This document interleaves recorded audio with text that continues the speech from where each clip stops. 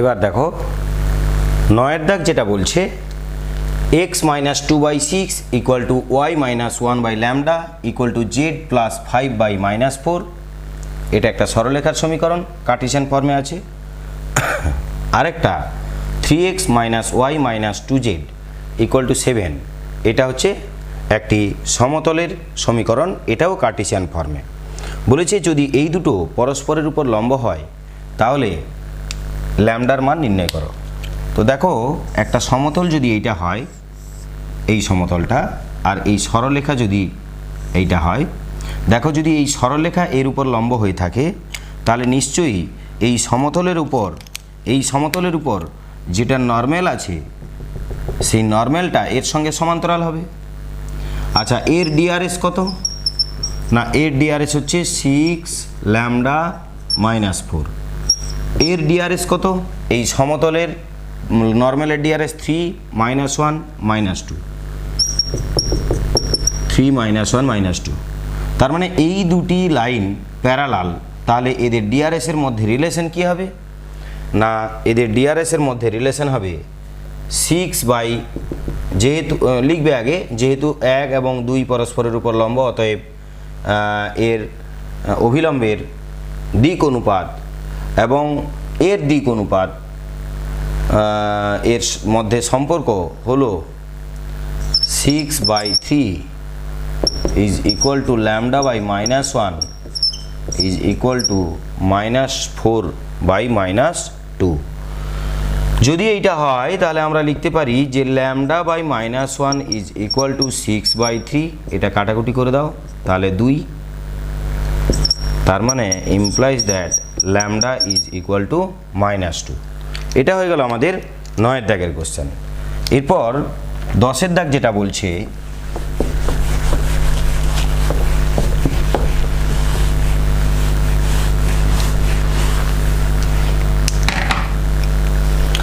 দেখো, এরপর 10 দাগ যেটা বলছে যে বিন্দুর অবস্থান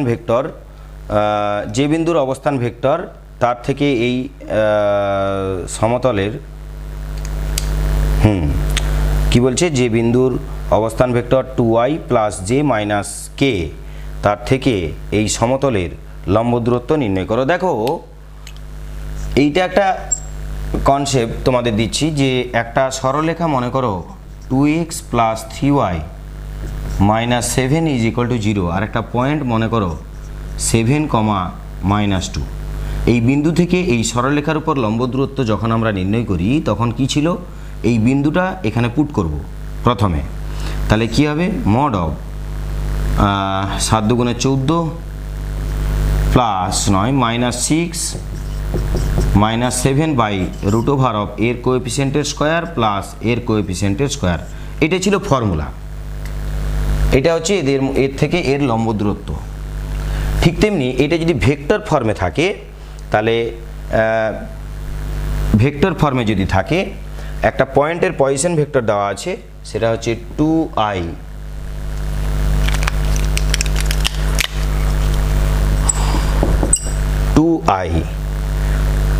প্লাস j - k।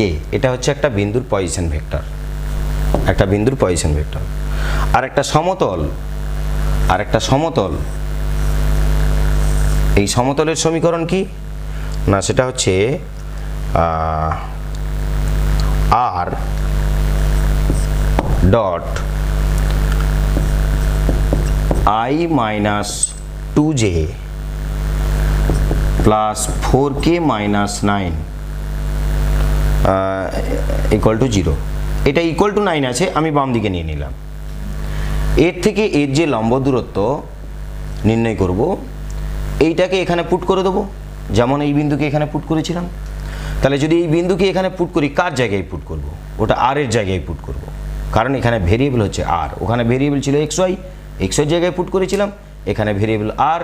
এই পয়েন্টটাকে এখানে আমরা পুট করে দেবো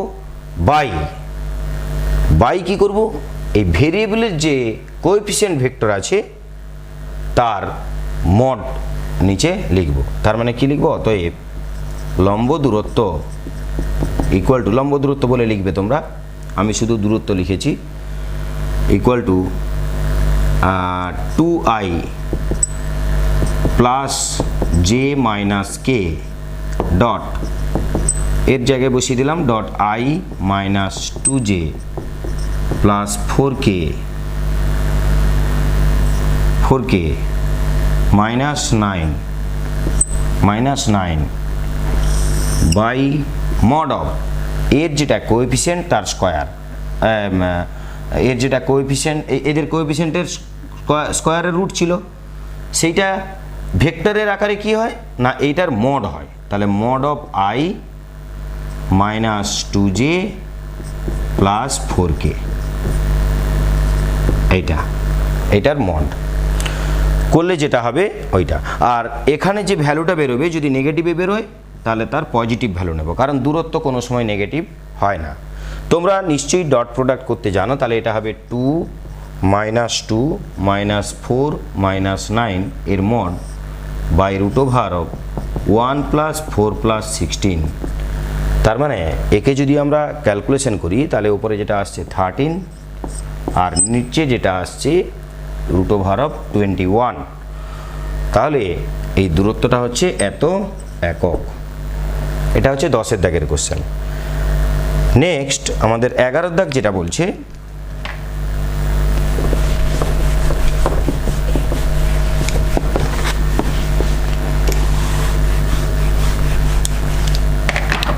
দেখো 11-এর দাগ যেটা বলছে যে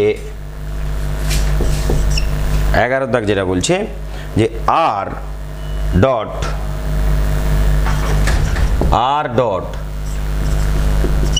2i minus 3j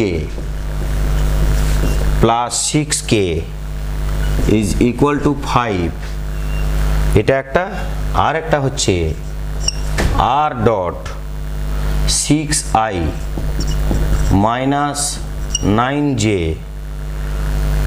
plus 18k plus 20 is equal to 0 বলেছে।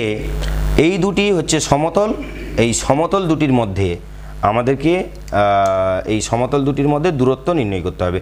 তো এটাকে একটু ভালো করে তোমরা যদি লক্ষ্য করো তাহলে তোমরা বুঝতে পারবে যে এইটা অ্যাকচুয়ালি এই দুটো সমতল হচ্ছে সমান্তরাল পরস্পরের। কেন না, এর যেটা নর্মাল আছে আর এর যেটা নর্মাল আছে, যদি এই নর্মাল দুটো পরস্পরের সমান্তরাল হয়ে থাকে তাহলে নিশ্চয়ই এই দুটো সমতলও পরস্পরের সমান্তরাল। আচ্ছা, এর নর্মাল ভেক্টরটা কোনটা সেটা কি করে দেখব? দেখো, এইখান থেকে আমরা 3 কমন নিয়ে নেব। তাহলে 3 যদি এখান থেকে আমরা কমন নিয়ে নিই তাহলে কি আসছে দেখো, আর ডট 6i 3 কমন নিয়ে নিলাম, তাহলে 2i minus 3j plus 6k, এইটা এখান থেকে যদি 3 কমন নিয়ে নিই প্লাস 20 ইজ ইকুয়াল টু 0। এই 3 দিয়ে সবাইকে ভাগ করে দাও, তাহলে কি আসছে না R dot 2i minus 3j plus 6k plus 20/3 is equal to 0। এটাকে আমরা 1 নম্বর নাম দিয়ে দিলাম আর এটাকে 2 নম্বর নাম দিয়ে দিলাম। দেখো, এক সমতল আর 2 সমতলের এই যে নর্মালগুলো, এর নর্মাল এটা, এর নর্মাল এটা, দুটো নর্মাল সেম আছে, মানে এই দুটি সমান্তরাল। এবারে দুটি সমান্তরাল সমতলের মধ্যে দূরত্ব যেটা নির্ণয় করা হয় সেটা তোমরা নিশ্চয়ই ফর্মুলা তোমরা জানো। তো এই কনস্ট্যান্ট টার্মকে ধরে শুধু দূরত্বটা নির্ণয় করা হয়। এটাকে বাম দিকে নিয়ে নাও, -5 ইজ ইকুয়াল টু 0। তাহলে এদের যেটা বা এটাকে ইকুয়াল টু 5 করলে এটাকে ইকুয়াল টু -20 করে দাও, -20/3। তাহলে এদের মধ্যে যেটা দূরত্ব আমাকে নির্ণয় করতে দিয়েছে, তাহলে দূরত্ব কত হবে না mod of d1 minus d2 by, দূরত্বটা কি ছিল, mod of d1 minus d2 by mod of n vector. এটা কি আকারে আছে? এটা আছে R dot n equal to d1, আর একটা আছে R dot n equal to d2। এইটা সেম আছে, শুধু এইটা আলাদা আছে। সরি, তাহলে এই d1 আর d2 যদি এরকম থাকে তাহলে এই ফর্মে থাকবে, এদের মধ্যে লম্ব দূরত্ব d1 মাইনাস d2, তার মড ভ্যালু কেন, দূরত্ব নেগেটিভ হয় না তাই, ডিভাইডেড বাই এই যে n যেটা আছে তার মড। তো এখানে তাই করব। তাহলে মড অফ d1 মানে কোনটা 5 মাইনাস d2, তার মানে মাইনাস অফ মাইনাস 20/3, তার মানে এটা plus 20/3 by mod of n vector, n vector কোনটা না 2i minus 3j plus 6k, এইটার মড। তাহলে কি হয়ে যাচ্ছে না 5 × 3 = 15, 15 আর 20, তার মানে 35/3 বাই মড নিলে এটা তো পজিটিভই আছে আর মড লিখতে হবে না, √4 + 9 + 36, তাহলে কত হচ্ছে 49 মানে 13, তাহলে 35/3 ইন্টু 13 7 49 হচ্ছে, তাহলে 49 এর √7, 7 × 5 = 35, তাহলে 5/3 ইউনিট। এটা হচ্ছে আমাদের দুটি সমতলের মধ্যে লম্ব দূরত্ব নির্ণয় করলাম। এটা গেল 11 দাগের অঙ্ক। এরপর 12 দাগের অঙ্ক দেখো। 12 যেটা বলছে যে r vector equal to i minus 2j plus k plus t into 2i plus j plus 2k, আর আরেকটা বলেছে r vector dot 3i minus 2j plus mk equal to 14। উপরেরটা একটা সরলরেখার সমীকরণ আর এটা একটা সমতলের সমীকরণ। আমাকে বলা হয়েছে যে সরলরেখাটি সমতলের যদি সমান্তরাল হয় তাহলে এটা একটা সমতল আর এটা একটা সরলরেখা, যদি এই দুটো সমান্তরাল হয়ে থাকে তাহলে এর উপর যে নর্মাল অঙ্কন করা হবে সেই নর্মালটা এর উপর লম্ব হবে। এর যে ইকুয়েশন দেওয়া আছে সেখানে এর নর্মাল কোনটা, এইটা, তাহলে এর নর্মাল হচ্ছে 3i minus 2j plus mk, আর এই ভেক্টরটা কত না এইটা হচ্ছে এই সরলরেখার সমীকরণ, এই সরলরেখাটা এই ভেক্টরের সমান্তরাল, তার মানে আমি ধরলাম যে এই সরলরেখাটা হচ্ছে এইটা, এই সরলরেখা এই ভেক্টরের সমান্তরাল এবং সেই ভেক্টরটা হচ্ছে এইটা 2i plus j plus 2k। এবার দেখো এই ভেক্টর এই সরলরেখা যদি এর সঙ্গে সমান্তরাল হয় তাহলে এর নর্মালটা এর উপর লম্ব হবে, আর যদি নর্মালটা এর উপর লম্ব হয় তাহলে এ দুটো dot product is equal to 0 হবে। তাহলে ডট করে দাও, আগে লিখবে 1 ও 2 সরলরেখা সমান্তরাল হবে যদি এইটা ডট এইটা ইকুয়াল টু 0 হয়,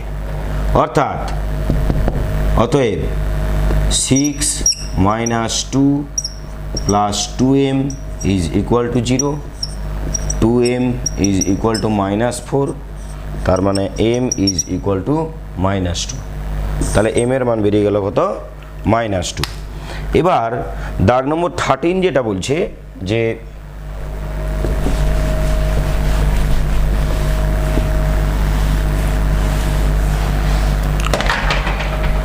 দাগ নম্বর 13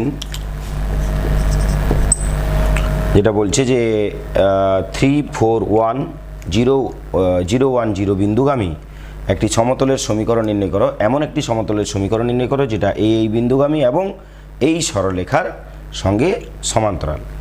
তাহলে 3 4 1 বিন্দুগামী যে সমতলের সমীকরণ, এই বিন্দুগামী সমতলের সমীকরণ কত হবে না a into x minus 3 plus b into y minus 4 plus 1 into c into z minus 1 is equal to 0। এইটা হচ্ছে সমতলের সমীকরণ। এই 1 নম্বর সমতল আবার কোন বিন্দুগামী না এক সমতল, কোন বিন্দুগামী বলা আছে 0 1 0 বিন্দুগামী, 0 1 0 বিন্দুগামী। দেখো যদি 0 1 0 বিন্দুগামী হয় তাহলে এই বিন্দু একে স্যাটিসফাই করবে, তার মানে 0 এখানে পুট করে দাও, 1 এখানে আর 0 এখানে পুট করে দাও। তাহলে কি হচ্ছে না -3a মাইনাস 1 হ্যাঁ -3b আর এখানে 0 পুট করলে -c ইজ ইকুয়াল টু 0। মাইনাসটা তুলে দাও, মাইনাস তুলে দিলে মাইনাস কমন নিয়ে যদি ডান দিকে দিয়ে দিই তাহলে সব প্লাস হয়ে যাবে, এইটা ইকুয়াল টু 0। এটা হচ্ছে 2 নম্বর সমীকরণ, হচ্ছে 3a plus 3b plus c is equal to 0। আবার বলেছে যে এই সমতল আর এই সরলরেখা, এই সমতলটি, এই যে এক সমতলটি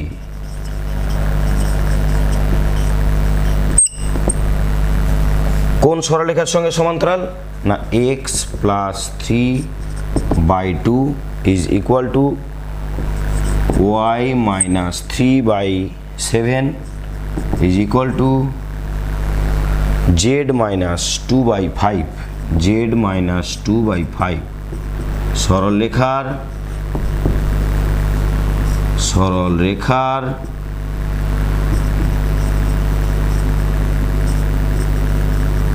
সমান্তরাল। যদি সমান্তরাল হয় তাহলে ওই আগের অঙ্কের মতন যে একটা সমতল যদি এর সঙ্গে সমান্তরাল হয় তাহলে ওই সমতলের যেটা নর্মাল সেটা এর উপর লম্ব হবে। অতএব 2a plus 7b plus 5c is equal to 0। এটা 3 নম্বর সমীকরণ। এবার 2 ও 3 হতে পাই। এই 2 নম্বর আর 3 নম্বরকে যদি আমরা বজ্রগুণন পদ্ধতিতে যদি সমাধান করি তাহলে যেটা আসবে সেটা হচ্ছে a/8 is equal two b/13 নয়, এটা -13 হবে, b/-13 is equal two c/15 হবে। এটাকে বজ্রগুণন পদ্ধতিতে এইটাকে আর এইটাকে যদি সমাধান করো তাহলে আমরা এইটা পাবো। a b c এর মান পেয়ে গেছি, এর মান এর জায়গাতে 8 বসাবো, বির জায়গায় -13 আর সির জায়গায় 15 বসাবো, দিয়ে সরল করব। সরল করলে আমার ইকুয়েশনটা বেরিয়ে যাবে। এই ধরনের একটা অঙ্ক আগে আমরা করেছি। এরপর দাগ নম্বর 14 দেখো।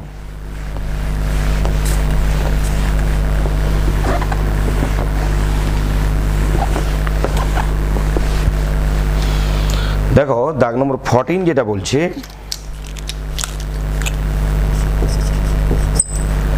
দাগ নম্বর 14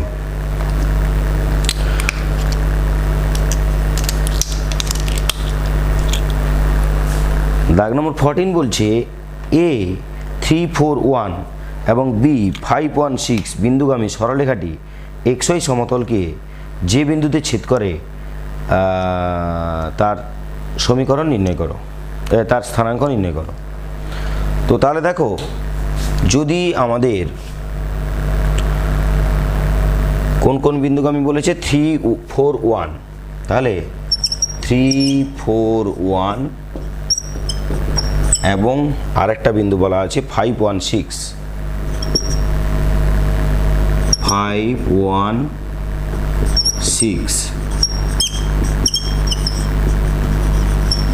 বিন্দুগামী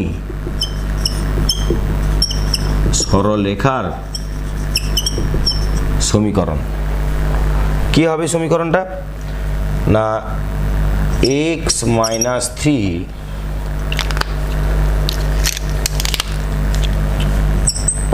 x minus 3/5 minus 3 x minus 3 by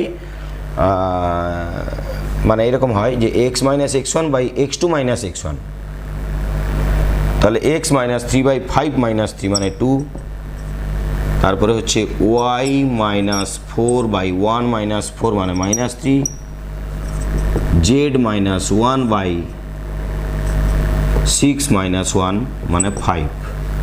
এইটা হচ্ছে আমাদের সরলরেখার সমীকরণ। এইবারে এই যে সরলরেখা xy সমতলকে একটা বিন্দুতে নিশ্চয়ই ছেদ করেছে, এটা xy সমতল।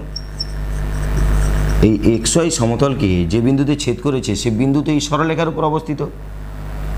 তাহলে এই সরলরেখার উপর অবস্থিত যে কোনো বিন্দুর স্থানাঙ্ক কিভাবে ধরা হয়, ওই যে এটা ইকুয়াল টু t ধরা হয়। দিয়ে বলেছিলাম যে x সমান 2t প্লাস 3 ওয়াই সমান -3t + 4 এরকমভাবে ধরা হয়, তাহলে আমরা লিখব যে সরলরেখাটি, এটা 1 নম্বর নাম দাও, সরলরেখাটি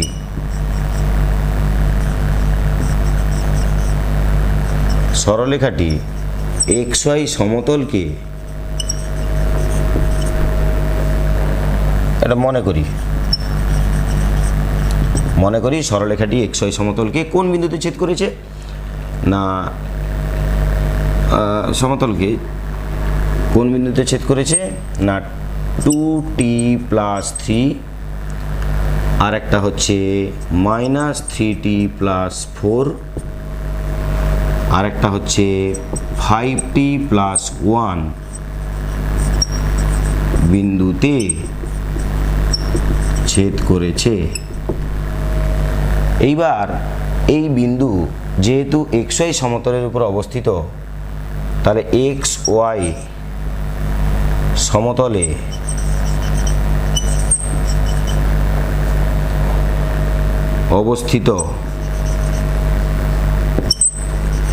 অবস্থান করলে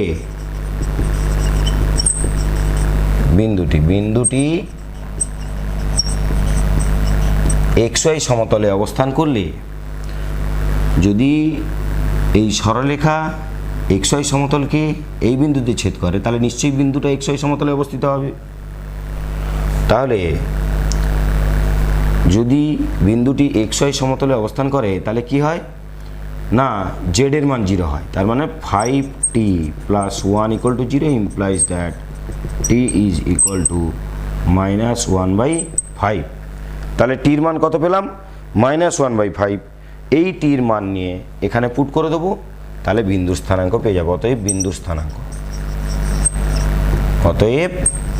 বিন্দুর স্থানাঙ্ক এটা তোমরা নিজেরা বের করবে, যে টির মান নিয়ে এখানে পুট করে দেবে, পুট করে দিলে সিম্পলিফাই করবে, যেটা অ্যান্সার পাবে ওটাই বিন্দুর স্থানাঙ্ক।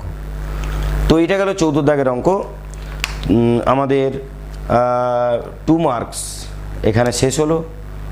এরপর নেক্সট ভিডিও ফলো করো, নেক্সট ভিডিওতে 4 মার্কস নিয়ে আলোচনা হবে।